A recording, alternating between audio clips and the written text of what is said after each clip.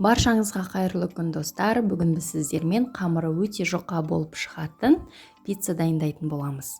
Бұл рецептпен жасап көрсеңіз, сіз сөзсіз сырттан пиццаға тапсырыс бермейтін боласыз. Менің каналыма тіркеліп, видеоны соңына дейін қарауды ұмытпаңыз. Алдымен пиццаның қамырын дайындап аламыз.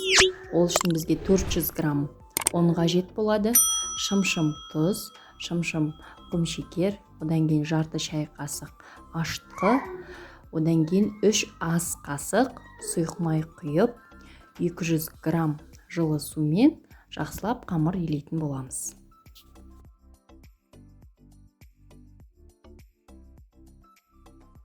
Осылай қамыр илеп болған соң, оны 2 бөлікке бөліп, бетін жауып 45 минут 1 сағаттай уақытқа жылы жерге қоямыз.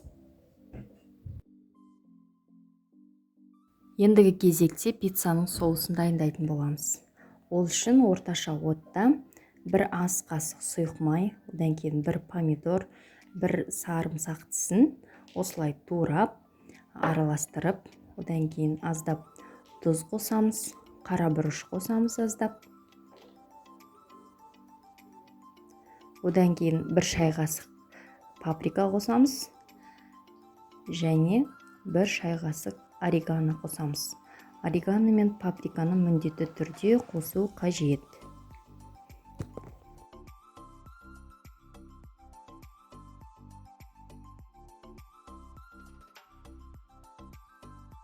Пиццаның соусы 2-3 минутта дайын болады. Одан кейін мен мына қызанақ пен сарымсақты ішінен алып тастайтын боламын. Біздің илеген қамырымыз 2 пиццаға жетеді. Бір күлшемізді алып, пергамент қағазға ешқандай майдың қажетінсіз қолымызбен жұқалап жайып шығатын боламыз. Барынша жұқалап жаямыз.